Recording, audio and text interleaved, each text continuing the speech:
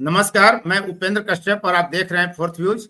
आज मेरे साथ हैं ईशान किशन, जो मशहूर क्रिकेटर हैं, भारत के भारतीय क्रिकेट टीम के हिस्सा रहे हैं। उनके पिताजी प्रणव कुमार पांडे जी। सर, आपका बहुत बहुत स्वागत और बधाई कि आपको जदयू में राजनीतिक सलाहकार बनाया गया है और बड़ी चर्चा है। पहले तो इसकी बधाई, उसके बाद हम बात शुरू करते हैं। जी, बहुत बहुत धन्यवाद सर। जाति जनगणना की बात हो रही है, जाति की राजनीति और राजनीति की जाति की भी बात होती है, तो हम उस पर भी आएंगे। ये जानने का प्रयास करेंगे, लोगों को बताने का प्रयास करेंगे कि आपकी राजनीतिक यात्रा कैसी रही, कहां से कहां तक पहुंचे हैं। सब कुछ आपके व्यक्तित्व के बारे में, कृतित्व के बारे में भी हम चर्चा करेंगे और भावी राजनीति आपकी क्या होगी, कहां से आप विधानसभा का चुनाव लड़ने की तैयारी कर रहे हैं, कहां से संभावना है, इन तमाम मुद्दों पर हम बात करेंगे। प्रणव जी, आपका बहुत बहुत स्वागत करते हैं हम। और पहला सवाल सर यही जानना चाहते हैं कि आपकी राजनीतिक यात्रा कैसी रही, कहां से आपकी यात्रा प्रारंभ हुई है राजनीति की, जदयू में खासकर? आप तो पिछले ही साल राजनीतिक यात्रा किए थे। पर मेरी राजनीतिक यात्रा 1995 में जदयू के साथ ही शुरू हुई थी और उस वक्त जनता दल जॉर्ज था। अच्छा, जॉर्ज फर्नांडिस वाला जनता दल। जी, उसके बाद फिर हम लोग एक मीटिंग, बहुत बड़ी मीटिंग यहाँ गांधी मैदान में हुई थी। वहां हम लोग आए थे, वहीं पे पार्टी का नाम जनता दल जॉर्ज से बदल करके समता पार्टी किया गया। उसके बाद फिर हम लोग समता पार्टी के साथ रहे। बीच में कुछ पारिवारिक जिम्मेदारियां, बच्चों की पढ़ाई, खेल कूद, इन कारणों से हम तो 2007 से 2010 तक यूथ जेडीयू के नवादा डिस्ट्रिक्ट के प्रेसिडेंट भी रहे। 2010 के बाद थोड़ी पारिवारिक जिम्मेदारियों में लग गए तो ब्रेक लग गया था। इधर फिर हमने सोचा कि अब सेकेंड इनिंग चालू किया जाए, तो अभी हमने फिर जदयू ज्वाइन किया है। बस ये अभी तक का तो यही सफर रहा है सर। तो आपको नवादा का माना जाए या औरंगाबाद के गोडिया का माना जाए? देखिए, जन्मभूमि तो मेरी, मतलब मेरा सारी चीजें तो औरंगाबाद से, जड़ें तो औरंगाबाद में हैं, लेकिन शाखाएं फैली हैं और नवादा में भी शाखाएं हैं और हम लोग सब भारतीय हैं, बिहारी हैं, इसलिए ऐसा कुछ कहना बड़ा मुश्किल है।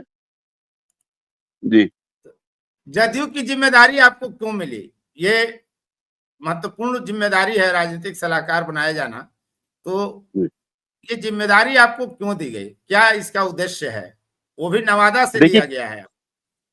देखिए, क्यों दी गई ये हम नहीं कह सकते हैं, लेकिन पार्टी ने हमें भरोसा दिखाया है, इसके लिए हम आभार व्यक्त करते हैं पार्टी का और पार्टी के सीनियर लीडरशिप का, राष्ट्रीय अध्यक्ष का और प्रदेश के अध्यक्ष उमेश कुशवाहा जी का। लेकिन अब पार्टी ने हमें ये जिम्मेदारी दी है, तो बस हमें ये करना है कि उस जिम्मेदारी को हम पूरा कर सकें।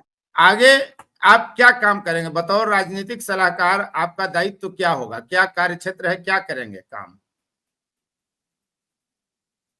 राजनीतिक सलाहकार में पहले तो हम पार्टी को मजबूत करेंगे और जहां हमें जरूरत पड़ेगी बताने की, पार्टी को हम इन्फॉर्म समय समय पर सीनियर लीडरशिप को करते रहेंगे कि इस काम को करने से और हमारी पार्टी इस क्षेत्र में मजबूत हो सकती है। तो बस हम सिर्फ अपनी बातों को कन्वे करेंगे उनके पास, जहां कहीं हमें नजर आएगा। क्या ये माना जाए कि भूमिहार समाज को और युवाओं को जोड़ने के लिए जदयू की ये एक चाल है? चूंकि जाति की बात तो होती ही है, बिना जाति की बात कहाँ राजनीति में कोई बात हो पाती है। तो एक तो जाति महत्वपूर्ण है, चूंकि भूमिहारों को माना जाता है कि वो भाजपा के कोर वोटर है, बनिया बाभन की पार्टी कही जाती है भाजपा। तो आपको जोड़ करके जदयू क्या संदेश देना चाहती है ये पद देकर? दूसरी बात है, ईशान किशन युवाओं के आइकॉन है, क्रिकेटर है, बहुत ही लोकप्रिय खेल है देश में क्रिकेट। ऐसे में ये कहा जा रहा है कि एक तो भूमिहार जाति को साधने की कोशिश है और ईशान किशन हो सकता है चुनाव प्रचार में आए, राजनीति में आए, तो उनके बहाने जदयू युवाओं को भी साथ लेने की और साधने की कोशिश में लगी हुई है। नहीं, जाति समीकरण साधने की इसमें कोई कोशिश नहीं है। इसलिए कि हमारी जाति से बहुत अच्छे अच्छे leaders already Janata Dal you में हैं, बड़े बड़े लीडर्स हैं। हम तो बहुत छोटे चीजें हैं, हाँ, तो बहुत उनकी पिद्दी से पीढ़ी हैं। पुरानी पड़ गई है ना, उनकी उम्र भी तो देखा जाए। नहीं नहीं, युवा में भी बहुत से लोग हैं। नीतीश जी सबको साथ लेकर के चलते हैं, और नीतीश जी ने हमेशा से सबके लिए किया है। इसलिए ये कहना कि एक पार्टिकुलर जाति को लेकर के वो उन्होंने आपको किया है, ऐसी कोई बात हम मेरे समझ में नहीं आती है। और हम समझते ही नहीं कि ऐसी बातें हो क्यों रही हैं, जबकि पहले से ही हमारी पार्टी में बहुत से लीडर्स भूमिहार के ऑलरेडी हैं। मेरी तो कोई गिनती भी नहीं है अभी। तो ईशान किशन की भी राजनीतिक एंट्री होगी क्या? अभी तो उसको 10-12 साल खेलना है, फिर खेलने के बाद फिर वो खुद ही अपना निर्णय लेगा, खुद ही अपना निर्णय लेने में सक्षम भी है, और फिर बाद में देखा जाएगा। अभी तो उसको राजनीति में कोई बहुत इंटरेस्ट भी नहीं है वैसा। तो जब वो मतलब क्रिकेट से रिटायरमेंट लेगा तो उसके बाद फिर वो अपना डिसीजन लेगा क्या करना है। चुनाव प्रचार करने आएंगे? अभी 2-3 महीने बाद तो प्रचार धुआंधार धीरे धीरे बढ़ता चला वो जाएगा। उस समय पर डिपेंड करेगा ना सर, कि वो अभी खेल रहा है, क्रिकेट खेल रहा है या क्या कर रहा है। उसकी भी तो ड्यूटीज हैं, उन ड्यूटी में रहेगा तो फिर कैसे आ पाएगा। अगर नहीं रहेगा तो टाइम दे सकता है। मतलब संदेश संकेत आप दे रहे हैं कि अवसर मिला तो आ सकते हैं।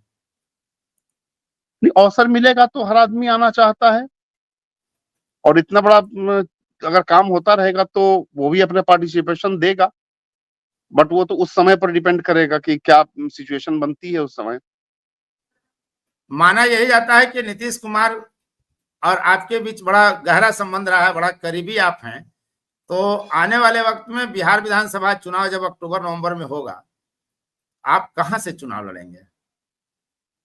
देखिए, पहले तो हमें चुनाव लड़ाने या न लड़ाने का फैसला करना ही उनका विशेषाधिकार है। अब वो हमें कहाँ से लड़ाते हैं, कहाँ के लिए हमको कैपेबल समझते हैं, टोटली उनके ऊपर डिपेंड करता है। कोई एक जगह के लिए तो किसी को लेकर नहीं चला जाता है, हर जगह पे लीडर्स हैं, उनको भी देखा जाएगा। तो जो पार्टी डिसीजन करेगी हम लोग उसके साथ रहेंगे, चाहे किसी को मिले। उसमें हम पार्टी के साथ हैं और पार्टी के ही सिपाही हैं। लेकिन चर्चा जब आप पिछली बार ज्वाइन किए थे पार्टी में, तो चर्चा यही की गई आई थी सामने कि आप ओबरा विधानसभा क्षेत्र से आपको लड़ाया जा सकता है। आपके समाज के लोग एक्टिव हैं कि आपको वहां ओबरा से चुनाव लड़ाया जाए। लेकिन आपका जो चयन किया गया राजनीतिक सलाहकार के रूप में, उसके कॉलम में लिखा हुआ है नवादा। इसलिए ये सवाल उठ रहा है कि नवादा या ओबरा? हमने पहले ही कहा है कि ओबरा में मेरी जड़ें हैं और शाखें फैली हुई हैं नवादा तक भी। तो इसलिए कहीं भी सब मेरा घर ही है, दोनों ही जगह मेरा घर है। तो ये कहना बड़ा मुश्किल है कि नवादा से क्यों लिया गया या ओबरा से क्यों नहीं लिया गया। क्योंकि मेरी राजनीतिक कर्म क्षेत्र नवादा रही है, इसलिए हो सकता है कि नवादा से लिया गया हो। हाँ, नहीं, सवाल इस पर नहीं है कि आपको नवादा से क्यों लिया गया, ओबरा से क्यों नहीं लिया गया। सवाल यह है कि नवादा से लिया गया, ओबरा आपका पैतृक घर है, जड़ें आपकी हैं ओबरा में। तो भाई हम बिल्कुल, लोग तो औरंगाबाद जिला के लोग यही क्लेम करते हैं कि ईशान किशन हमारे हैं, नवादा के लोग क्लेम करते हैं कि हमारे हैं। तो वो सवाल ये पार्टी उठता है डिसाइड करेगी, पार्टी आप डिसाइड कहां से, करेगी ना। आपकी इच्छा कहां से है? हमने कहा तो कि वो पार्टी डिसाइड करेगी। पहले तो डिसाइड ये करे कि लड़ाना है कि नहीं लड़ाना है, उसके बाद फिर सब जगह का डिसीजन होगा। अभी तो यही डिसाइड नहीं है कि लड़ना है कि नहीं लड़ना है। वो पार्टी अभी ये सोचेगी, तय कहे कि नहीं है। लड़ना है, तो फिर उस वक्त अपनी इच्छा हम जाहिर करेंगे कि हाँ हमें यहाँ से लड़ाया जाए या वहां से लड़ाया जाए। वो सिचुएशन पे डिपेंड करेगा। उस समय को पार्टी को जहां जरूरत होगी हमें लगाएगी। सैनिक तो अब जहां जरूरत होता है वहां जाता है। एक अंतिम सवाल आपसे जानना चाहेंगे, व्यक्तिगत सवाल, जी कि जी। ईशान किशन की शादी कब होगी, कहाँ होगी, किससे होगी, इसकी भी चर्चा होती है। भारत के सेलिब्रिटी युवा है, हर युवा ईशान किशन बनना चाहता है। वो अभी गुड़िया तक आए भी हैं, औरंगाबाद के गुड़िया। अभी तक इस चीज का कोई डिसीजन नहीं हुआ है कि कब होगी, कहाँ होगी। हम लोग देखेंगे, जो अच्छा लगेगा वो करेंगे। मतलब लव मैरिज की संभावना कम है, अरेंज मैरिज की संभावना अधिक है? हमें कम ही संभावना लगती है लव मैरिज की। वो टोटली मतलब फेमिलियर लड़का है। वो बहुत ज्यादा परिवार से कट के नहीं रह सकता है। वो बिल्कुल परिवार के बीच में ही रहता है। 2 दिन की भी छुट्टी मिलती है तो वो सीधे घर भागता है, पटना भागता है। तो इसलिए ये हमको बात है। लव मैरिज की संभावना बहुत कम है। अब बाकी आगे फ्यूचर में किसने देखा है। लेकिन चुनाव आपका लड़ना तय है, ये कहा जा रहा है हर तरफ, यही हो चर्चा गया। है। हमने कहा तो कि फ्यूचर में किसी ने देखा नहीं है, हम कैसे कह दें अब इस बारे में। चलिए, और जदयू के संदर्भ में कोई बात अगर आप कहना चाहें। नहीं, जदयू तो सबका साथ सबका विकास वाली पार्टी है, और प्लस जितना काम हुआ है बिहार में इंफ्रास्ट्रक्चर के क्षेत्र में, शिक्षा के क्षेत्र में, तो उसका तो कोई तोड़ नहीं है, अभी तक तो नहीं हुआ था। जो नीतीश जी ने अपने कार्यकाल में किया है, मतलब कंप्लीटली चेंज कर दिया है। अब एक कार्यकाल और मिलेगा तो थोड़ा बहुत जो और बची खुची कमियां हैं उसको ही पूरी कर दी जाएंगी। मतलब अगला कार्यकाल भी चलाने लायक हैं नीतीश जी, उनके स्वास्थ्य को लेकर जिस तरह की चर्चाएं होती हैं। वो सिर्फ चर्चाएं हैं, बिल्कुल स्वास्थ्य ठीक है। अभी कल ही तो उन्होंने पीएमसीएच का उद्घाटन किया है। आप अभी जाके देखिए पीएमसीएच कैसा बन गया है। और ऐसे भी आप मेडिकल क्षेत्र से हैं तो उसको समझते हैं मेडिकल स्थिति को। बिल्कुल, अभी आप पीएमसीएच को जाकर के देखें कि क्या बन गया है वो। आज हम स्थिति पटना से 1 बेहतर हुई घंटे में है, पहुंच जाते नीतीश हैं। कुमार स्वस्थ हैं और अगली सरकार चलाने के लिए तैयार है, मानसिक और शारीरिक रूप से। बिल्कुल बिल्कुल, अगले 5 साल में बिहार को पूरी तरह बदल देंगे। बहुत बहुत धन्यवाद प्रणव जी, आपने पूरी बात बेबाकी से रखी। बहुत बहुत धन्यवाद समय देने के लिए फोर्थ व्यूज के दर्शकों को। Thank you sir, thank you. Fourth views, चौथा विचार, बाकी